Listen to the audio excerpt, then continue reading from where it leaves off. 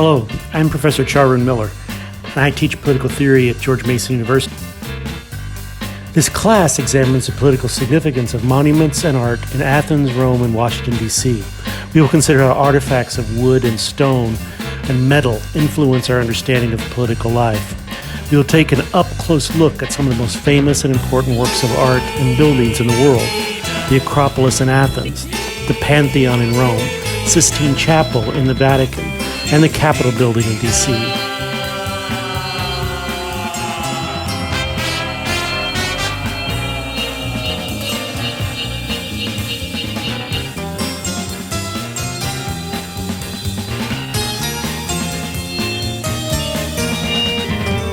Sculpture by Polykleitos, Michelangelo, Bernini, Canova, and Gaudens, and paintings by Leonardo, Raphael, Caravaggio, and El Greco. We will examine these artifacts in order to think about the political work they do establishing, in some cases, large abstract identities like nation-states, and in other cases, transforming our most intimate conceptions of self.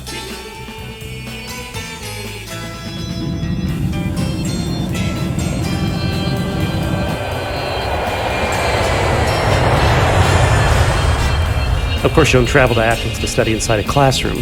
The city of Athens will be our classroom, and it is an amazing classroom. Some evenings we will have class on the rooftop of the hotel or at the National Folklife Museum, but most of the academic work for the class will take place throughout the city. We explore Athens as a class when, for example, we take a tour of the Acropolis and the Acropolis Museum.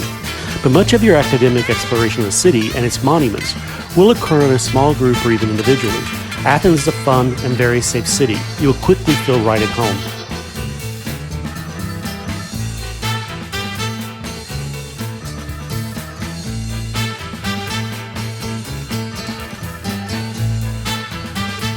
And of course, I'll always be nearby and easily reachable.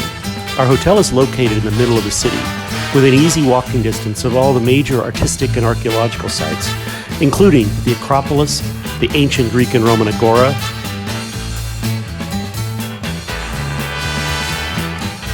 the ancient cemetery called Karanikos, the National Archaeological Museum, the Monumental Museum, Hadrian's Arch, and the Temple of Olympian Zeus.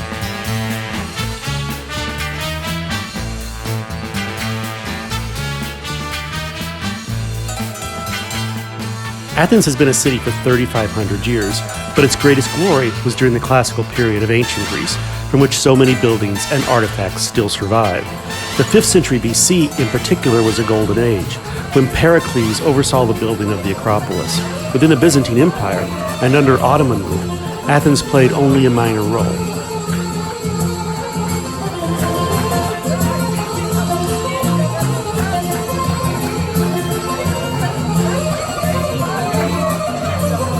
It returned to prominence in 1834 when it became the capital of modern Greece. Today it is a busy and modern metropolitan center.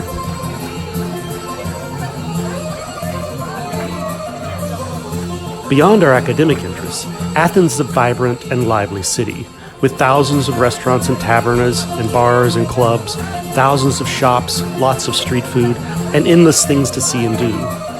Prices are generally low, and food, even a nice dinner meal of lamb chops and Greek salad, very inexpensive. Breakfast is always included and available at the hotel.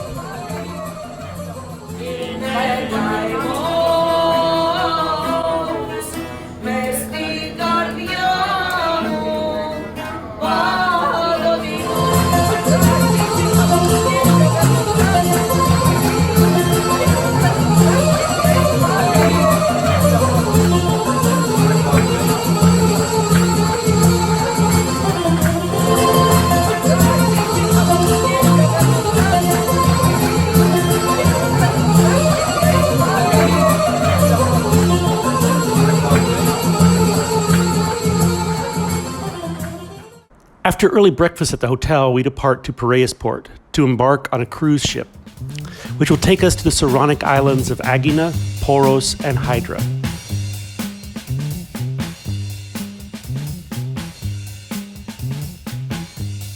We will arrive before noon at Aegina Island and disembark the ferry.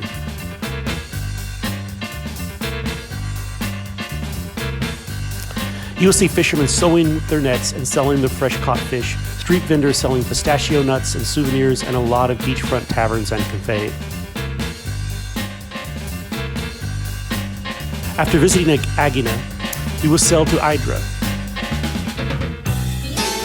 Lunch is served on board. The town of Hydra, which is the center of the whole island, is built like an amphitheater around the port. It looks glamorous like a painting, with gray, white, and blue colors above the blue sea.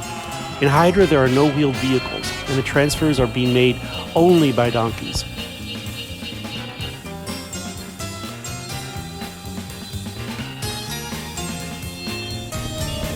In Hydra, we will have free time to walk on the port before sailing to Poros Island. Approaching Poros by boat, its historic dock is imposing from the distance on the highest top of the hill, among prickly pears and pine trees.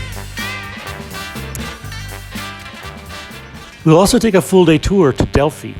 After the drive through the fertile plain of Boeotia, past the town of Thebes, connected with the tragedy of King Oedipus, we arrive at Delphi, the center of the ancient world, the omphalos of the earth, whose prestige extended far beyond the boundaries of the Hellenic world.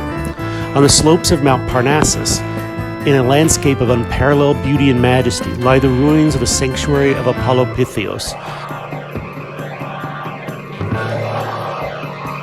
We'll visit the treasury of the Athenians, the temple of Apollo, and the museum containing such masterpieces of ancient Greek sculpture as the bronze charioteer and the statues of Cleobis and Biton. Athens may be 3,500 years old, but Rome is the eternal city, and it still feels like the center of the world. Rome is so beautiful and rich with sights and sounds, a palimpsest of the ancient and modern, it can feel like you're on a movie set. And our neighborhood virtually is one. From La Dolce Vita, the 1960 comedy drama filmed and directed and co-written by Federico Fellini, to, of course, the 2003 American teen comedy starring Hilary Duff, the Lizzie McGuire movie. Everything we want to see is an easy walking distance from our hotel. Some things, like the Trevi Fountain, the Dora Pamphili Gallery, the Pantheon, and the Spanish Steps, are just a few steps away.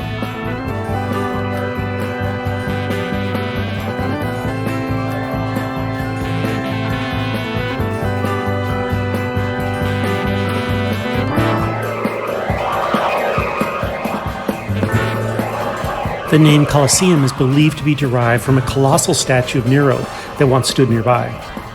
It could hold an estimated 50,000 to 80,000 spectators at various points in its history over the centuries, having an average audience of some 65,000.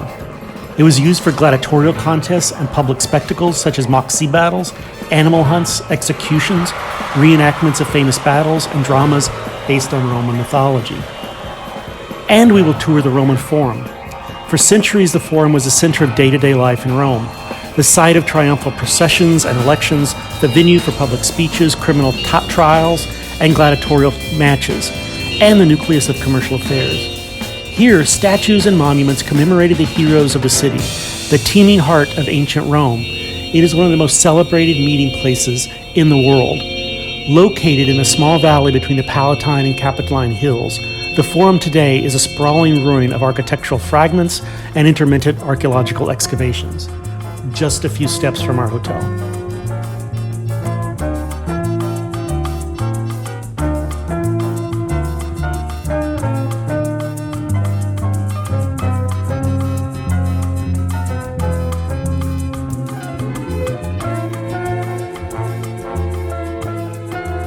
We will also visit Vatican City with its religious and cultural sites, such as St. Peter's Basilica, the Sistine Chapel, and the Vatican Museums, which feature some of the world's most famous paintings and sculptures. St. Peter's Basilica was designed principally by Bramante, Michelangelo, Maderno, and Bernini. St. Peter's is the most renowned work of Renaissance architecture and the largest church in the world. While visiting Vatican City, we will also see the Sistine Chapel.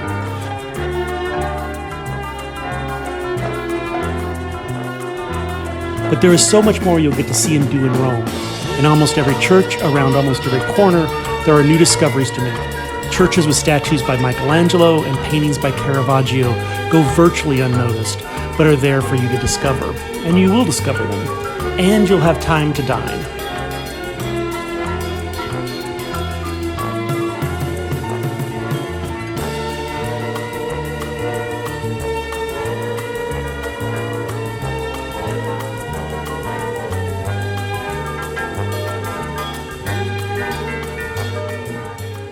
And like Audrey Hepburn, get a gelato on the Spanish Steps.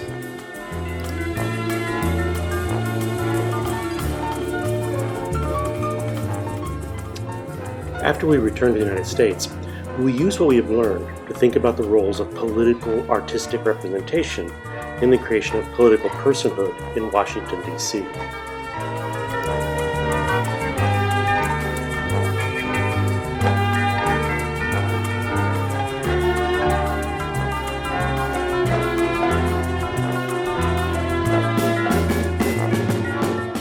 And reflect on what we have seen and learned in Athens and Rome, and how that may enrich our understanding of our own world.